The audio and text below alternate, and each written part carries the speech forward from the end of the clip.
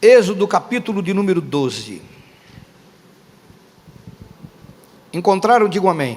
Amém. Versículo 1 diz assim: Disse o Senhor a Moisés e a Arão na terra do Egito: Este mês vos será o principal dos meses, será o primeiro mês do ano. Falai a toda a congregação de Israel, dizendo: Ao 10 deste mês, cada um tomará para si um cordeiro, segundo a casa dos pais, um cordeiro para cada família. Mas se a família for pequena para um cordeiro, então convidará ele o seu vizinho mais próximo, conforme o número das almas, conforme o que cada um puder comer. Por aí calculareis quantos bastarem para o cordeiro. O cordeiro será, diga, sem defeito, macho de 1 ano. Podereis tomar um cordeiro ou um cabrito, e o guardareis até o 14º dia deste mês, e todo o ajuntamento da congregação de Israel o imolará no crepúsculo da tarde. Tomarão do sangue e o porão em ambas as ombreiras e na verga da porta, nas casas em que o comerem. Naquela noite comerão a carne assada no fogo, com pães asmos, sem fermento, e ervas amargas a comerão. Não comereis do animal nada cru, nem cozido em água, porém assado ao fogo, a cabeça, as pernas e a fressura. Nada deixareis dele até pela manhã, o que porém ficar até pela manhã, queimá-lo-eis.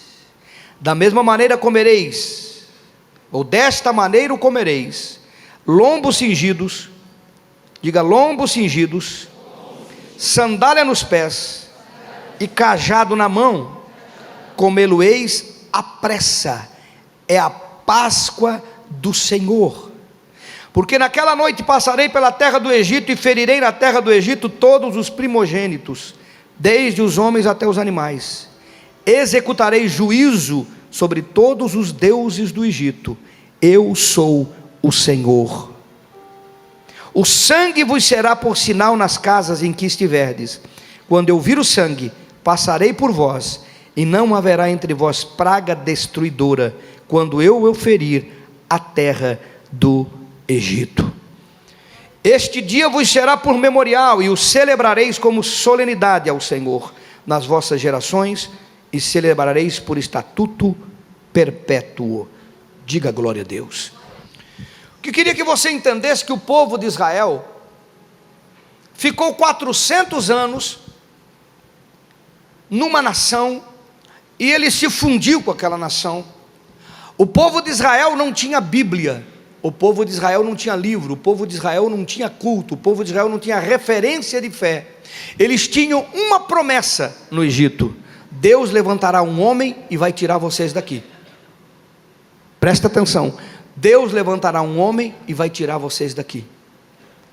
Toda a história bíblica cristocêntrica fala da mesma coisa. Jesus levantou um homem que vai nos tirar desse planeta. Se você crê nisso, irmão. Às vezes a pessoa frequenta a igreja e não olha para a eternidade, só olha para o presente, né? A geração dos filhos pródigos que nós estamos vivendo é assim, só olha para o presente. Mas não é o nosso caso, não é o seu caso. Esse povo que se fundiu com o Egito, que ele mistificou-se, a ponto que lá no deserto, depois já de ter atravessado o mar e tudo mais, quando Moisés ficou no monte 40 dias, 40 noites, o povo pensou: Moisés morreu, vamos levantar um Deus, levantar aquele bezerro de ouro. Quem conhece a história, levanta a mão. Levantaram um bezerro de ouro, porque eles, na cabeça deles ainda, até aquele tempo, era um povo que a sua cabeça girava em torno dos deuses do Egito. Mas Deus então está a ponto de completar a 10ª praga. Tinha completado 9, a 10ª seria a morte dos primogênitos. Mas antes dele completar, como ele mesmo disse, trazer juízo sobre o Egito, porque o Egito matava os primogênitos de Israel por anos. Por anos os filhos de Israel, os bebezinhos nasciam e morriam, eram mortos. E Deus estava trazendo um juízo. Todas as pragas, piolho, pragas de úlcera, pragas de mosca, pragas do sangue na água, todas as pragas, as 9 pragas que antecederam essa 10ª, todas elas eram um juízo contra os deuses do Egito, porque os deuses do Egito não puderam combater as pragas, se é que você está me entendendo. Eles não puderam combater. Deus estava mostrando para o Egito que a idolatria deles e os deuses deles não valia nada, não podia impedir o único Senhor verdadeiro. E agora a 10ª praga morreria todo o primogênito, porque era juízo de Deus que estava vindo sobre todos os habitantes que estavam no Egito. Quem está aí, irmão? Eu estou te ensinando algo novo. Isso nos transpõe ao que o Senhor vai trazer sobre o planeta Terra. Você vê tudo que você vê aí, parece que Deus não está fazendo nada. Ele está esperando o tempo certo, e vai se cumprir, e vai vir juízo sobre todo este planeta. Toda alma, todo ser humano deste planeta, em qualquer idioma, em qualquer parte deste globo terrestre, vai entender que o Senhor é Deus, que é Senhor, e vai conhecê-lo, para bem ou para a morte, como diz o apóstolo Paulo, para a vida ou para a morte, para a eternidade com o reino ou para inferno. Muita gente que nem lembra que existe inferno. Meu, inferno? Tem inferno? Não sabia. Tem gente que nem ouve mais sobre isso, né? Mas vamos para frente. Quem está aí comigo? Quem está aí, meu irmão? A Bíblia diz que o Senhor chamou Arão e disse para Arão e Moisés, chamou Moisés e disse para Arão e Moisés: eu vou estabelecer a Páscoa. Eu vou estabelecer a Páscoa. O que é Páscoa? Passagem. Eu vou estabelecer a Páscoa. E ele começa dizendo aqui, se você quiser olhar na sua Bíblia, no versículo 1, no capítulo 12, o versículo 2: este mês vos será o principal dos meses, será o primeiro mês do ano. Diga, o primeiro mês do ano. Diga, o início do ano. Veja que Deus começa chamando Moisés e Arão, dizendo: olha, vocês vão começar a se separar da cultura do Egito. Na cultura do Egito, esse não é o primeiro mês do ano. O calendário deles é outro calendário. Mas agora vocês vão estabelecer esse mês, que fica entre março e abril. Eu não vou entrar em mérito no mês que eu quero hoje. Esse mês vai ser o primeiro mês do ano. O que Deus está falando para o seu povo? Que a partir do momento do envolvimento com a Páscoa, a sua vida tem um novo começo, será um novo início para a sua vida. Você não mais se estriba, não mais se guia pela cultura pagã, pela cultura mundana. Você agora começa uma cultura nova. Alguém está aí, irmão? Parece pouco para você, mas não é não. Ele estava mostrando a separação que ele faria com o seu povo a partir da Páscoa, para que você entenda a Páscoa. Páscoa é Deus começando algo novo em sua vida. Páscoa é um marco de recomeço, de renovação, de restauração e de oportunidade. Isso é Páscoa. Por isso que quando eu falo na ceia, que você está tendo uma nova oportunidade. Por isso que a ceia é para pecadores, porque esses homens, eles estavam envolvidos com o Egito. Eles eram quase que egípcios. A diferença começou pelo fato deles aceitarem a Páscoa do Senhor na vida deles, que era a ceia do Senhor na nossa vida. Alguém está me ouvindo? Eles aceitaram essa Páscoa, eles aceitaram essa mudança. Quem está comigo aí, diga amém. A Bíblia diz que eles começaram, e por isso que na ceia, quando você come o pão, que é o corpo do Cordeiro, e quando você bebe o vinho, que é o sangue do Cordeiro, que diz: esse é o meu corpo, é meu sangue, você está tendo um novo começo na sua vida. Cada vez, irmão, que você come o pão e bebe o cálice, você está tendo uma nova oportunidade. O povo de Israel fazia isso uma vez por ano, é a Páscoa, como nós vamos celebrar. Mas nós, como filhos e filhas de Deus, fazemos isso uma vez por mês, trazendo a memória de que Deus nos tira do Egito para nos levar para uma terra prometida na eternidade, a nova terra. Muitos de vocês talvez não ouviram isso ainda, que você não vai morar no céu, mas vai morar numa nova terra. Isso é outro dia. Quem está aí? Pergunta aí para o seu líder, que ele já deve estar inteirado disso. O versículo de número 11 diz assim: comerão vestidos para a viagem, calçado nos pés e cajado na mão, pensando que vocês estão indo para um outro lugar. Isso é Páscoa. Vocês vão comer com pressa, vestido, calçado e com cajado na mão, porque vocês não estão comendo para estar aqui, vocês estão comendo para ir para lá. Você pensa isso quando come a ceia, irmão? Quanta gente que come a ceia pensando em perdão apenas. Aleluia, recebi perdão do pecado. Meu irmão, a ceia é um memorial de que você está de passagem por esse planeta. A ceia, a Páscoa, é um memorial de que você está de passagem por essa existência. Como nós somos ruins de entender essas coisas, irmão. Como a gente vive que parece que não vai partir nunca desse planeta.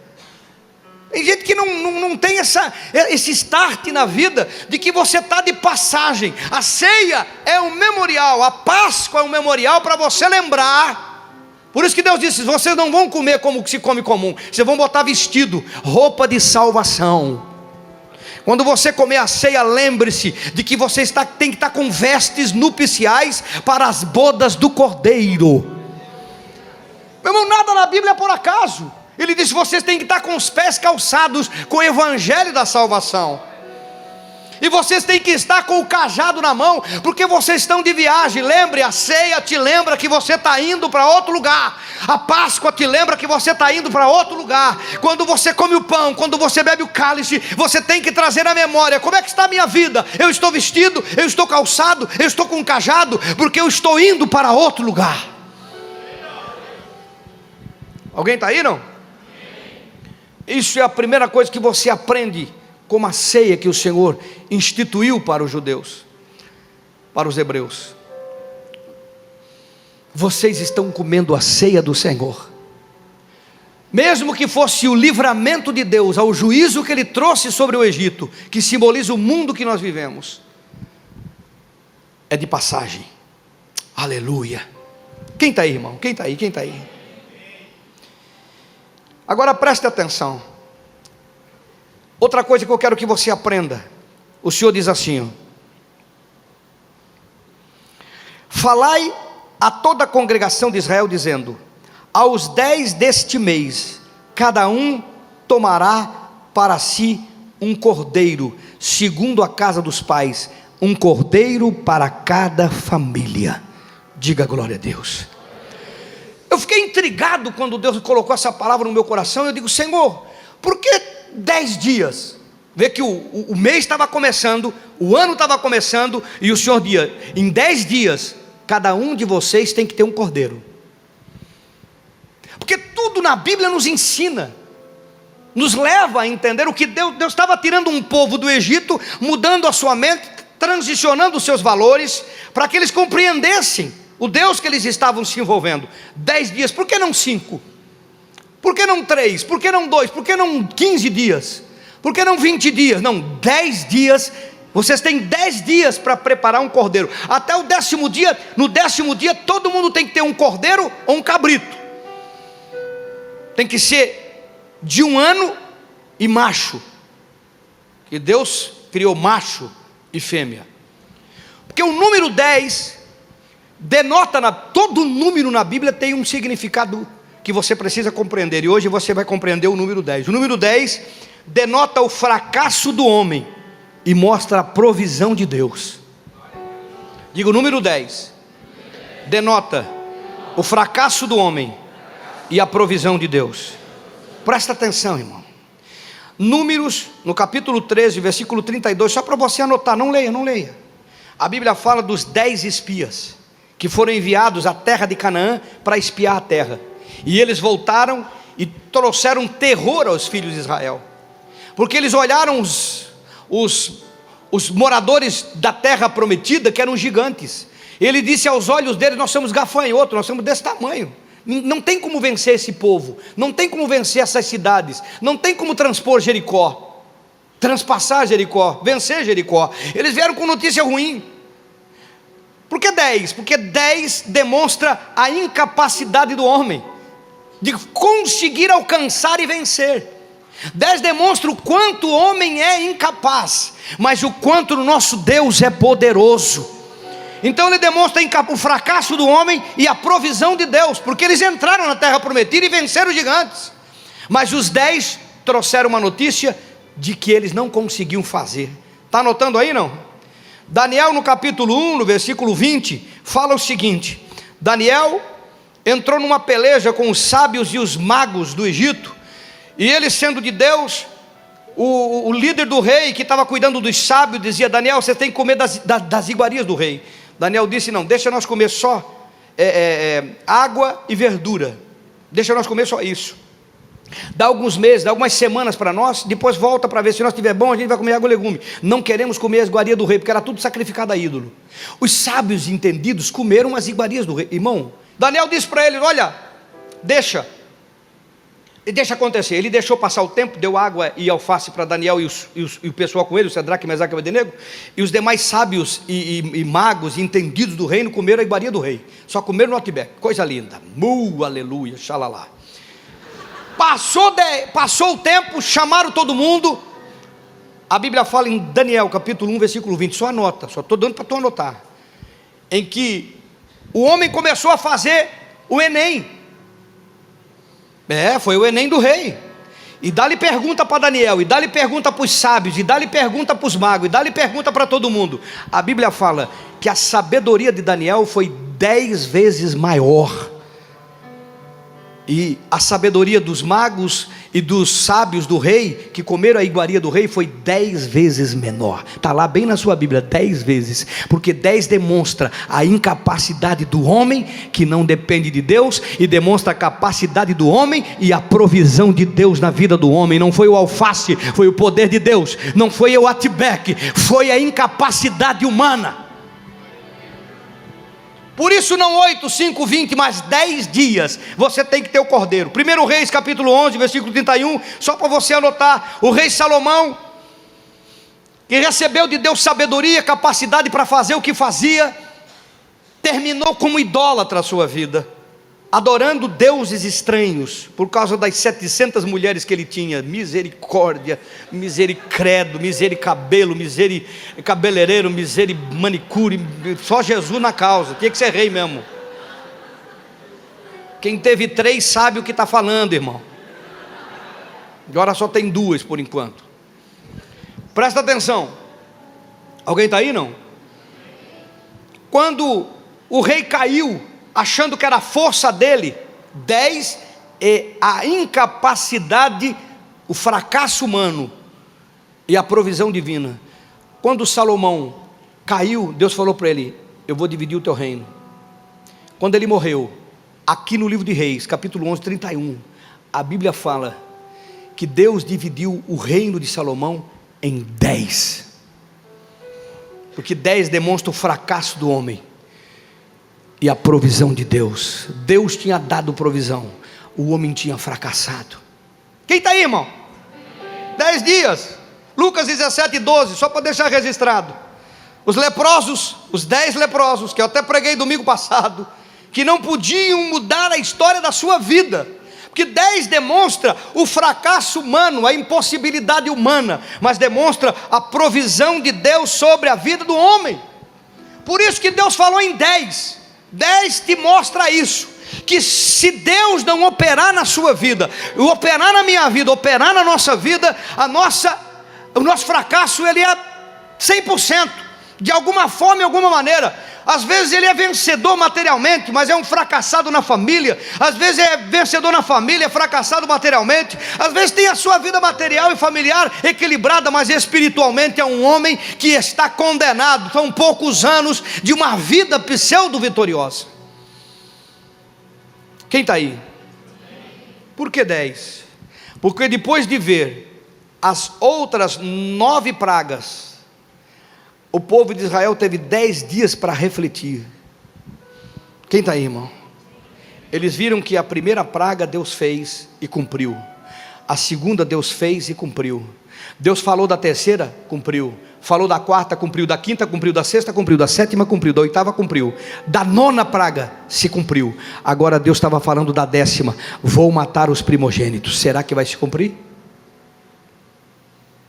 Tem tantas profecias desse planeta que já se cumpriram, e tantas que estão se cumprindo em nossos dias, debaixo do nosso nariz. Amontoarão doutores segundo as suas concupiscências. Eu não vou falar disso aqui porque o tempo é muito grande. Quem está aí, irmão? Os hebreus tiveram 10 dias para refletir sobre a sua incapacidade de sair do Egito. Porque a primeira praga, Faraó não liberou ninguém. A segunda não liberou ninguém. A terceira, quarta, quinta, sexta, sétima não liberou ninguém. A 8ª não liberou ninguém. A 9ª não liberou ninguém. Faraó não libera ninguém. Nós vamos ficar escravos aqui para o resto da vida. Por que na 10ª liberaram? Eles tinham 10 dias para ver a sua incapacidade, a sua fragilidade, o seu fracasso. Quem está aí, irmão? É importante que a gente entenda isto. A Páscoa, quando você come a Páscoa, é o momento de você refletir aonde você estaria se o Senhor não te tirasse de lá. Ah, fui eu que quis vir. Será que foi? Ah, não, porque eu... Será que é, irmão? A Bíblia diz: porque nele, por ele e para ele são todas as coisas. Porque ele efetua, ele que efetua em vós o querer e o realizar. Quando Filipe pensou alguma coisa, Jesus falou para ele: eu te vi debaixo da figueira, varão que não tem dolo. Alguém está aí, irmão? Eu te vi debaixo da figueira. Quantos de nós pensam que foi nossa força ou nossa capacidade, mas foi a graça, a misericórdia? Esse povo teve 10 dias para refletir que não fosse Deus, se não for Deus, eles morreriam no Egito, escravos para o resto da vida. A oportunidade estava dada, mesmo que a salvação que estava sendo oferecida parecia frágil. Um cordeiro, um churrasco, tão simples, parecia frágil. Deus estava oferecendo a sua provisão de libertação. Quem vai crer? Bom, tem tanta gente que não se envolve com Jesus porque pensa que é tão comum, né? Ficou tão chavão aquele Jesus te ama, né? Mas Ele ama mesmo. Jesus quer te salvar e quer salvar mesmo. Esse povo podia ter dito: um cordeiro vai livrar a gente de morrer, vai livrar de morrer o primogênito.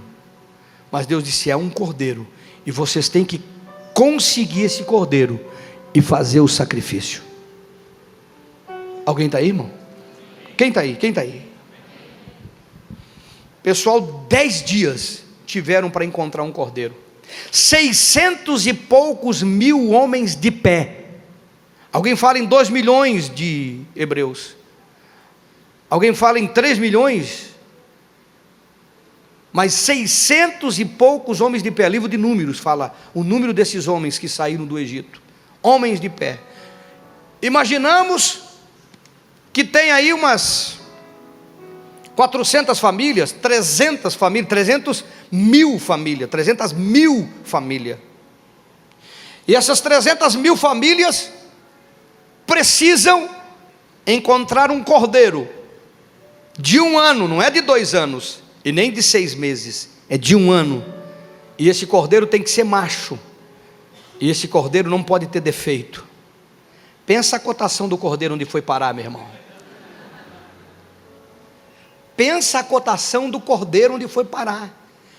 Deus foi tão generoso que Ele disse: olha, se vocês não conseguirem um cordeiro, pelo menos um cabrito, de 1 ano, macho sem defeito, porque aponta para Jesus, o tempo sem pecado, como sacrifício, o Cordeiro de Deus que tira o pecado do mundo. Quem está aí, diga amém. Agora imagina comigo, 400 anos, esses homens faziam tijolo com palha e barro, e a Bíblia diz que eles eram escravos. Quanto é que um escravo ganha por mês? Não, quero ouvir, quanto é que um escravo ganha por mês? Um escravo não ganha nada por mês, faz tijolo e barro, e Deus pede um cordeiro, que a cotação ficou lá no alto. Deus está pedindo um sacrifício, Deus está pedindo uma oferta para escravo que não tem salário. Vai falar mal de Deus aí, irmão? Não vai criticar que Deus é um Deus que só pensa em cordeiro? É muito fácil falar mal de pastor, disso, daquilo. Fala de Deus agora, irmão. Fala longe de mim, que eu não quero estar perto. Alguém está aí, não? Deus pede um cordeiro que é uma raridade para escravo comprar e trazer, ou arrumar de algum jeito. Tem que ter o cordeiro. Incapacidade do homem, provisão de Deus. Você não está entendendo? Eu vou trazer você para essa metáfora. O que você acha que você teria para comprar a tua salvação? Teu carro, teu dinheiro, teus talentos, tua vida, tua sabedoria, sangue azul que você carrega na veia? O que você tem para comprar a tua salvação? Para te livrar da condenação que vem sobre este mundo. Por isso que Jesus é o Cordeiro de Deus, que você não paga, Ele deu. Você está entendendo, irmão? E por que não dá um glória a Deus aí, meu querido? Não entendeu não? Se você entendesse, você dava glória a Deus, você ficava assustado de entender que não tem dinheiro, talento, capacidade, favor, não tem nada que possa fazer com que você conseguisse se livrar do juízo de Deus sobre a minha, sobre a sua vida. Mas Deus disse: eu vou dar o cordeiro, que vocês não conseguem comprar, mas eu dou o cordeiro para vocês. Aqui Deus não deu, eles tiveram que arrumar o cordeiro, irmão. Não veio o cordeiro do céu aqui não. Escravo sem salário teve que arrumar um cordeiro para cada família. Guarde isso, você que critica aquilo que é pedido, que Deus pediu. Quem quiser salvar o pescoço tem que se virar. Era a oportunidade deles, ou creem. Que quem não cresce não ia nem procurar. 10 dias para encontrar esse cordeiro, 10 dias para achar esse cordeiro. Te vira, corre atrás, mexe na poupança, vai na Minha Casa Minha Vida. Alguém está aí, irmão? Aos 10 dias todos tinham um cordeiro. Uau! Porque o homem, quando crê, ele se mexe, irmão. Deus queria só que esse povo cresce. Eu acredito que teve gente que saiu do Egito, foi para o deserto, foi lá para a terra onde está o sogro de Moisés, que criava animal. O pessoal correu para tudo quanto é canto. É a minha família que está sendo salva. Alguém está aí, irmão? Mas quando eles estavam com o cordeiro 10 dias, todo mundo com o cordeiro? Todo mundo. Agora vocês vão ficar 4 dias com o cordeiro. Por que não 1? Por que não 2? Ninguém tinha curral para guardar cordeiro, pessoal. Por que não 3? Eu já estive no Egito, que é um deserto, que não tem grama, não tem alimento para guardar 4 dias um cordeiro. Por que 1 dia? Por que não 2 dias? Por que não 3 dias? Não, é 4 dias. Até o dia 10 vocês têm o cordeiro. Dia 10 todo mundo tem o cordeiro. Agora do dia 10 ao dia 14, 4 dias, vocês vão ficar com o cordeiro aguardando. 4. Diga para o seu irmão: 4. Diga 4. 4 dias o cordeiro esperando. 4 é o número que denota o controle absoluto de Deus sobre tudo ou sobre todos, se for necessário. Por isso 4, por isso não 3, por isso não 5, por isso não 10, 4. é o controle absoluto de Deus sobre tudo ou sobre todos, se for necessário. Você está acompanhando comigo Deus ensinando um povo na Páscoa? Nós estamos falando da Páscoa, pessoal, não é coelhinho, não é ovinho, isso é Páscoa, o resto é invenção, presta atenção. 4 direções da terra: norte, sul, leste e oeste. O norte nunca deixa de ser norte, o sul nunca deixa de ser sul, é controle de Deus absoluto. 4 estações: verão, outono, inverno e primavera. Nunca você viu verão na primavera, primavera no inverno, no verão, porque não muda, é o controle absoluto de Deus. Eles estavam aprendendo. 4 elementos que compõem o universo: tempo, energia, espaço e matéria. 4 são as principais provisões para o homem na terra: a terra, o ar, o fogo e a água. 4 denota o controle absoluto de Deus sobre tudo e sobre todos, se for necessário. Alguém dá um glória a Deus aí? Não. 4 dias para eles entenderem que eles tinham o cordeiro na mão, mas não podiam fazer do jeito deles.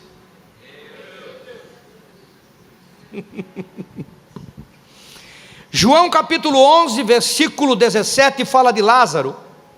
Jesus recebe a notícia: o teu amigo está doente, mandamos te chamar. A Bíblia fala que dava tempo, mas Jesus ficou até Lázaro morrer, que tinha um propósito. Jesus queria ensinar o controle absoluto.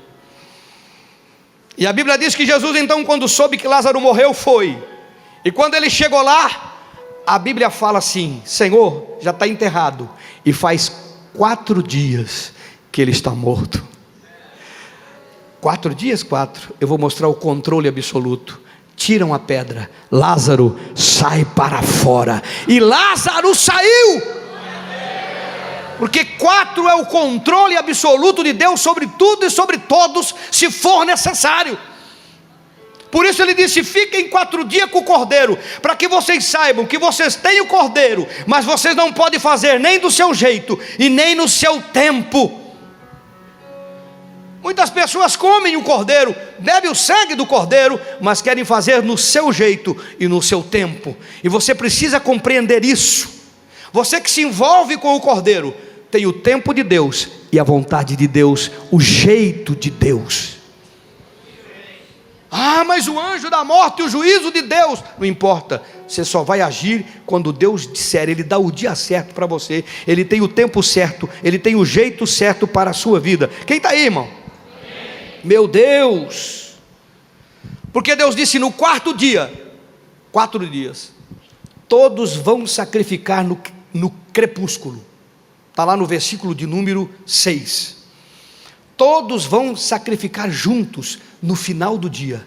Não é um de manhã: hoje é o dia, então vou matar de manhã. Não é no meio-dia: eu vou matar no meio-dia, quando der uma folga, né? Não, eu vou matar à tarde, que daí à tarde eu não trabalho.